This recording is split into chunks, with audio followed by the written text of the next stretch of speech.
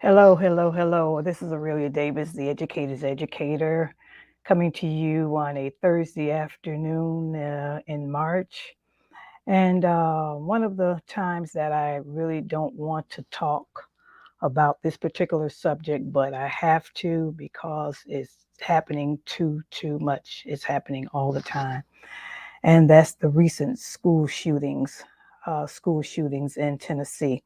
First of all, I would like to express my deepest sympathy for those families that suffered loss, and I want just people just pray. You have to pray for them because this has just gotten so out of hand. The first time it was considered out of control, but now we're looking at they put the number up as to how many mass shootings have taken place in the United States, and it's ridiculous. It's ridiculous. It's almost like we're at war, but at war with what and at war with who? Um, of course, feeling bad about a lot of the other mass shootings that has happened within the United States, but of course, it sticks a little closer. It gets a little closer when we're talking about school shootings, and you're talking about three innocent children that started out to school on a typical Wednesday and no, on typical Tuesday. Typical this week. They went to school this week, and three did not come back home. Three did not come back home. It's a tragedy. It's a tragedy. It's ridiculous, and it's just sad. And it brings me back to mind as to what our responsibilities are as educators. What our responsibilities are as educators. I'm sure that a lot of you have gone in the back in the day when you decided to become an educator, you looked at it as being the type of job where you would go in and teach children. Where you would go in and teach children. In other words, you're going in and you're teaching them 3 hours reading, writing, arithmetic, and then that being difficult enough within itself, you really didn't want to add anything extra onto that. But as the world has evolved and as things have happened and as the leniency on gun control has taken place, now our children are becoming targets. Children are becoming targets.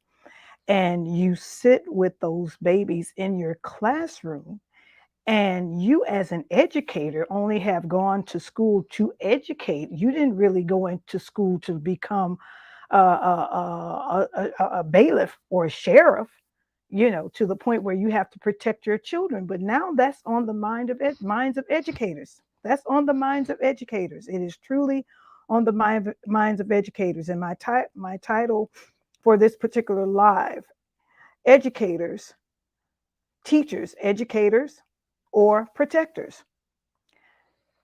When I was teaching, my thought of being a protector, which I thought I to be a protector at the same time, my thought of taking protection for my students was taking them on a field trip and being able to bring all of them back from the field trip. Okay, that was my protection, to be able to take them out of my building. If I had 31, take 31 out of my building and bring 31 back. But as time went on, we were given within our school district, we had to develop a code. We had to develop lockdowns. We had to develop lockdowns. And those particular lockdowns, because after the first school shooting, I think that was in the 90s or whatever it was, uh, states decided that they had to create something so that students coming to school and teachers coming to school would feel safe. And it has worked. It has worked. But the bad thing about all of this is that some states have adopted the lockdown method, and some states have not. I think they felt that, oh, it happened over in that city, that city and that urban setting and whatever. We don't need it out here. But when it finally comes down to one thing that I do agree, that mental illness is a key. Mental illness is the key. It's not a big key, but at the same time, being mental, if someone is mentally ill, you just don't give them everything and anything to destroy themselves or somebody else. You know the difference. There is a difference that you don't just feed into that mental illness. But as we have come down to what we're looking at now, a teacher going into a classroom on a regular day, and then you have to turn around and not only teach your students, but you have to be constantly aware of strange sounds like popping and different things that are happening in the building to get you to the level where you have to lock down your classroom. You have to lock down your classroom. Like I said before, a lot of states have not put these things in place. I know in Chicago we did. We did do it in Chicago. And what ended up happening in Chicago is that each school within that particular district would develop, we would develop codes, and then those particular codes were changed on a every 3 months or something, so that that teachers, so that anybody that was outside of the building did not know exactly what the codes were. And we would have, just like a fire drill, it was on point, just like a fire drill. We would have it would be a code that says lockdown. Teachers were taught how to basically bring those students, turn your lights off, lock your doors, and bring your students to a area of the classroom where they would not where they would not get hurt. And we did it. We did it all the time during the time when I was teaching, and I embraced it. I embraced it because I did not want to be a teacher that told a parent your child was hurt today and got shot and killed. I could not take on that responsibility. But even as and it makes me wonder why these individuals, why these things are still happening. Here we are in 2023. Haven't we learned anything? Have, if they're not going to take the guns off, these automatic weapons off, out of the hands of individuals that cannot get them. This person was able to buy these weapons without any background checks or anything, So in the meantime, if they are allowed to get these weapons, we have to protect ourselves. And what I did hear on the news, I don't know if this particular school had thanks Kim for tapping into me. I don't know if this particular school had a lockdown code, but what I did hear is that some teachers heard the popping and they immediately locked down their classrooms without any kind of instruction from the office. They took it upon themselves to lock down the classrooms. Hooray for you guys, because I think they're saying it could have been a lot worse. It could have been a lot worse. It could have been a lot worse.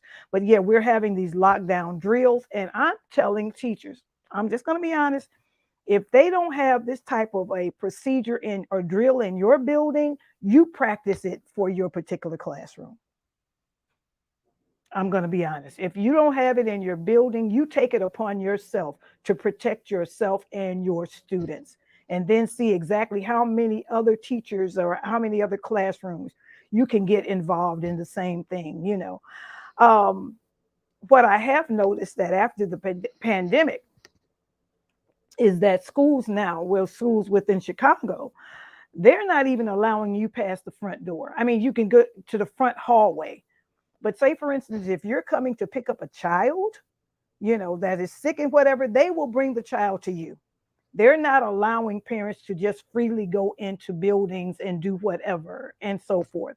And then there are background checks that are being checked and checked and checked and checked and checked again before you can go into a building. So some states are practicing lockdown to the maximum for the simple reason that those children, if you admit 565 children in the building in the morning, you want 565 children to be able to go home in the afternoon or to go home in the evening. And I applaud that. I applaud that. So teachers, I'm saying this to you individually, you have to develop whatever it takes in order to protect yourself and your students. Unfortunately, this is the day and age where you're not only an educator, but you have to also become a protector. And until the laws change, you practice whatever it takes to keep your students safe. Keep your students safe. I would What kind of parent want to get a phone call and said your child has been shot and killed in the classroom, in his school? That's supposed to be a safe haven for learning. It's too sad, too much. We got to do something about it. Teachers, this is Aurelia Davis, the educator's educator. Thank you for listening to me. I'm not very happy right now, but I had to express what's going on. Um, the that, like I said before, if it's not in your building, you put something in place for your classroom and encourage all other teachers to do the same thing. We can no longer say what might not happen. Oh, it's not going to happen here. Oh, we're not, that, in other words, if we're in California, oh, it's not going to happen. Oh, we're in the suburbs, it's not going to happen. Mental illness is rampant. And there are individuals that now can just put their hands on a gun, just like ordering Amazon. Sad but true. Take care. Be safe. Love you, teachers. Take care. Bye bye.